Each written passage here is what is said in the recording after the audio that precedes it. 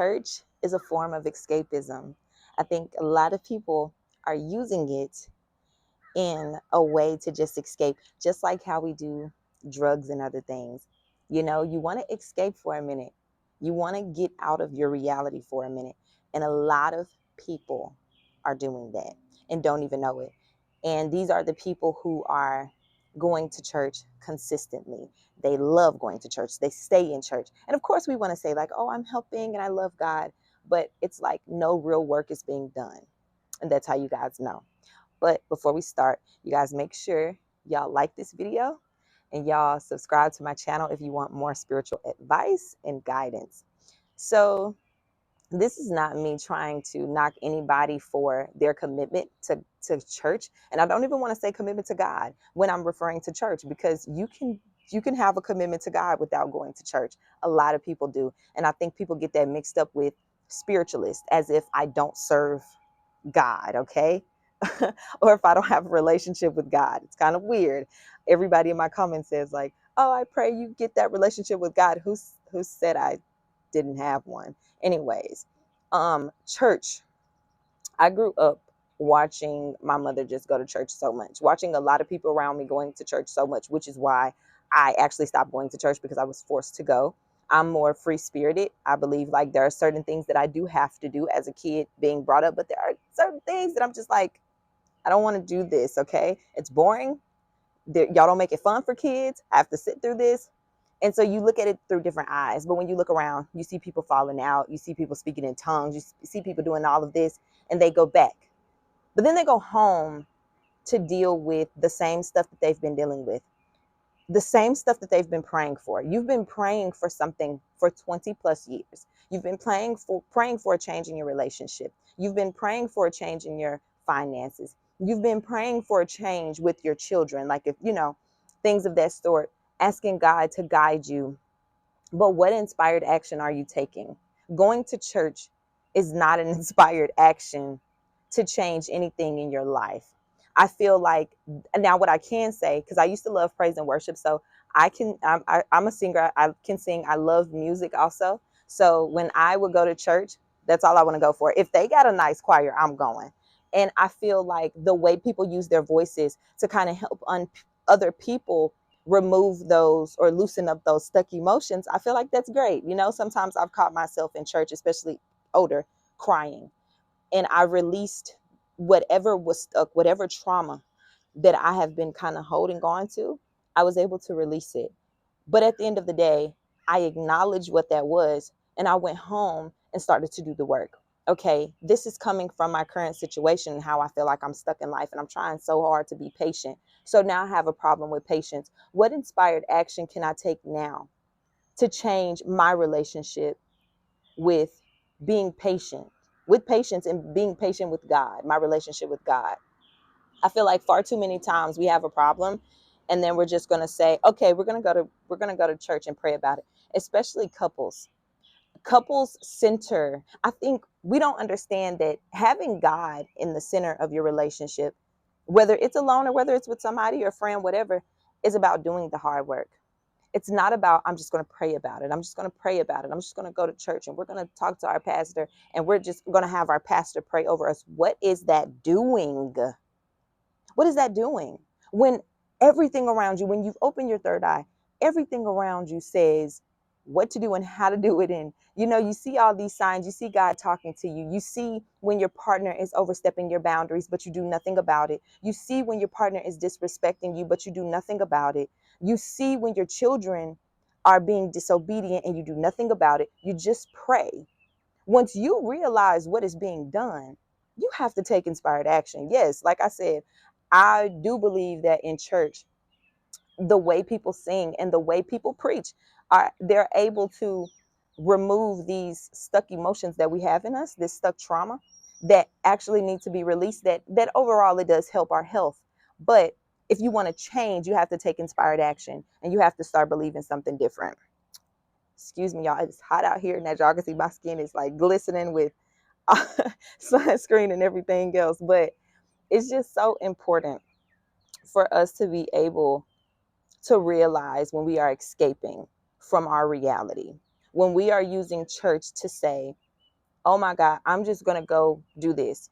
Instead of dealing with the real stuff in this relationship, I'm going to go to church. I'm going to ask my pastor to pray for me. I'm going to stand up when they ask, if anybody need prayer, and I'm going to stand up. And that's what we think our inspired action is. We think inspired action is prayer, and it's not. And this is not a video to down anybody, but some of y'all just got to pay attention. Some of us have escapism. I want to tell you guys that when we talk about drugs and we talk about people getting high, we just see somebody addicted to something.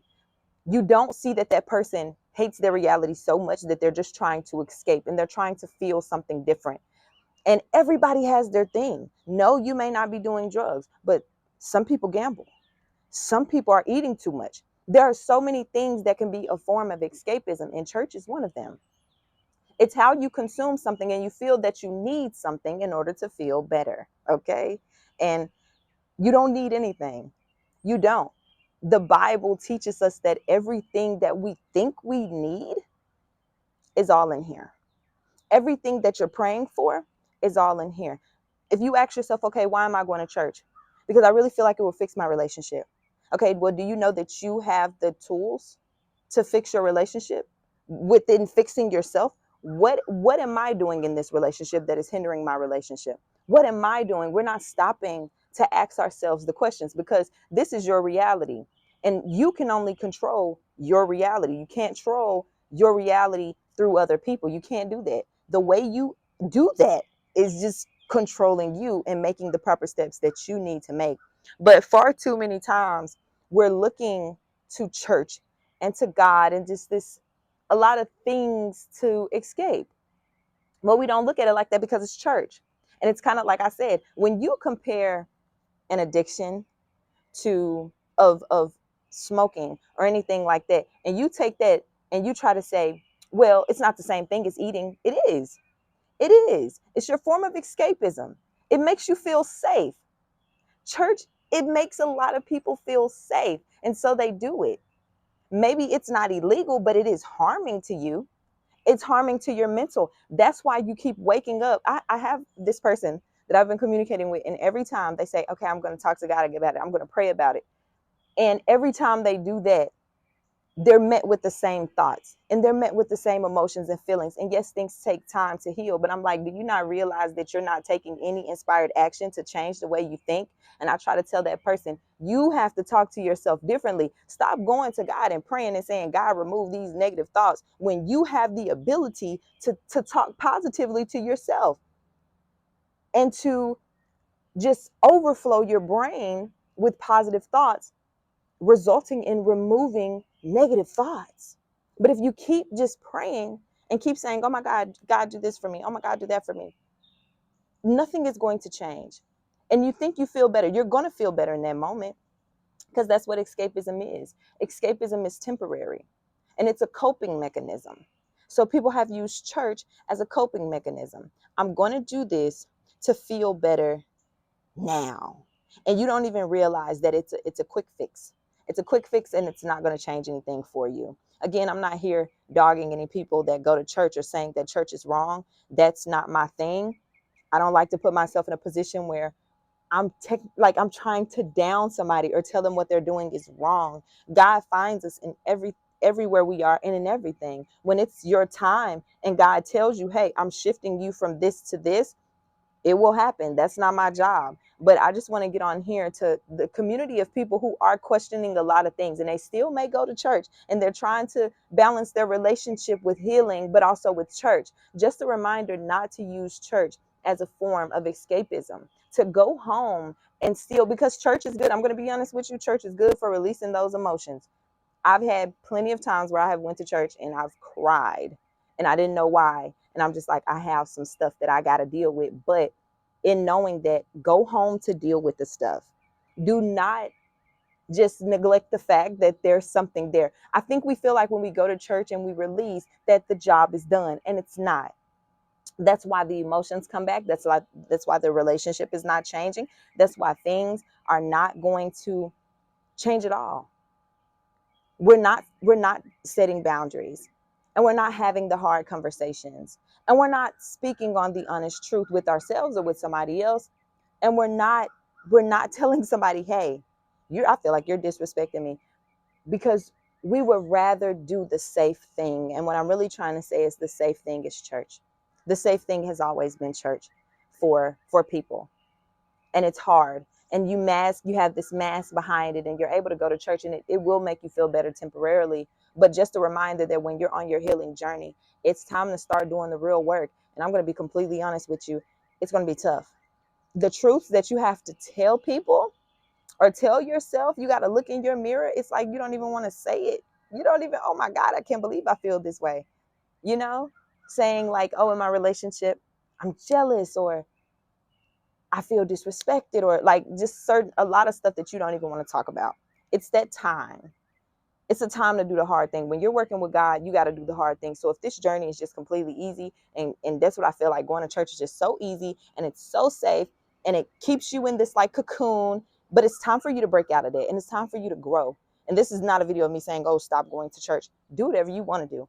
I just want to tell you that if you're looking to grow on your healing journey, do not use church as a form of escapism. When you go to church and you feel all of those emotions, come back home and leave a little note in your mind, or actually a physical note, and start journaling and say, hey, I release these emotions because I'm still holding on to this trauma and I'm hurt, and and take inspired action to release further and to change yourself as a person. That trauma that you released is letting you know this is why you do the things that you do. And if you continue to ignore that, you're going to continue to do the things that you do. You're going to continue to let people walk over you. You're going to continue to let people disrespect you. You're going to let people continue to have you in third-party situations. You're going to let people continue to, cheat on you. You're going to let your children continue to disrespect you and cross those boundaries. You got to change. You're a new person. So don't use church as a Band-Aid. Come home and deal with the real wound. Sometimes it's bigger than that, okay? Just a quick reminder.